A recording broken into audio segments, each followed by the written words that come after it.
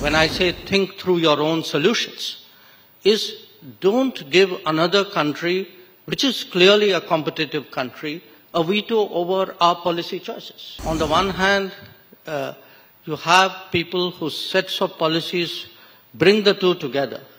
And then you say, beware of them coming together.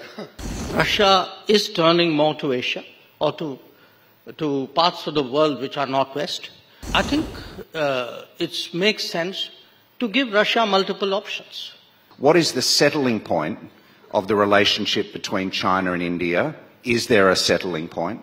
What if the China-Russia relationship strengthens? What if it doesn't turn out in the way that India hopes? Here's the problem. Both of us are rising, obviously at a different pace with different starting points. I think the Chinese started off earlier, much more intensively and robustly than we did. But it's in the nature of things that, at some stage everybody flattens out, so there'll be a period where they'll be flattening out and we'll be growing. I'm not in denial of, what the numbers today suggest, but if one looks, for example, at the Goldman Sachs prediction, which is that we'll both really, by about 2075, end up as $50 trillion economy plus, and will be the two closest to each other. Now, the international relations version of that issue would be, if both of us are moving vis-a-vis each other and vis-a-vis the world, how do we construct an equilibrium?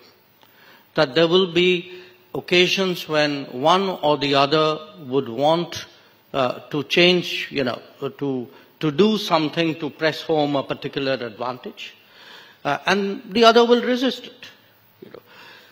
Here's the immediate issue, which is, from the 1980s, really, late 80s, we had an understanding on the border, precisely because it suited both of us. Now, there was a departure after after 30 years, a departure on their side in terms of how they behaved on the border. And there's a pushback from our side. So I think management, arriving at equilibriums, then maintaining those, refreshing those, is going to be one of the biggest challenges for both countries. It's not going to be easy. The bit which, the mind games which will be played would be, it's just between the two of us. There's nobody, the other 190 odd countries in the world don't exist in our relationship. That will be the mind game which will be played. I don't think we should play it. Because if there are other factors out there in the world which can be harnessed by me to get better terms on an equilibrium, why should I forego that right? So part of, today, when I say think through your own solutions, is don't give another country, which is clearly a competitive country, a veto over our policy choices. And unfortunately, in the past, that has happened from time to time. So we should be confident enough to leverage the international system to create the best possible outcome. Your second issue, Russia-China.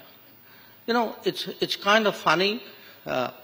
On the one hand, you have people whose sets of policies bring the two together.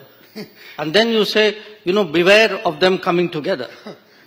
So, okay, I can see the reality out there, but I think it's very much in, certainly in Indian national interest, but I would suggest actually in global interest, that when Russia, what's happened today with Russia is essentially a lot of doors have been shut to Russia and the West. Okay, we know the reasons why. Russia is turning more to Asia or to parts of the world which are not West. Now, I think it makes sense to give Russia multiple options. if we railroad Russia into a single option and say, you know, that's really bad because that's the outcome, then you are making it a kind of a self-fulfilling prophecy. So today, I think it's important for other countries, especially in Asia, to engage Russia, to remind Russia. And look, Russia is a power with an enormous tradition of statecraft. Such powers would never put themselves, into a single relationship of a overwhelming nature. Mm-hmm. It would go against their grain.